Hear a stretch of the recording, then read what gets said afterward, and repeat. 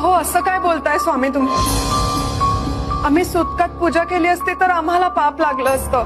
कोण म्हणते असं? आणि मुळात सुतकात पूजा का करत नाही हे माहितीये? आम्ही पूर्वीपासून हेच करत आलोय. आमच्या आई वडिलांनी जे केलं तेच आम्ही अंगीकारलं आणि असा प्रश्न आम्हाला कधी पडलाच नाही.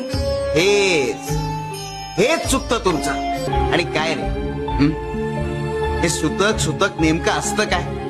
आणि सुतकात पूजा का करत नाही हे जाणून घेतलंय का कधी? अरे घरात एखादी अघटित गोष्ट घडली तर आपलं मन थाऱ्यावर नसतं.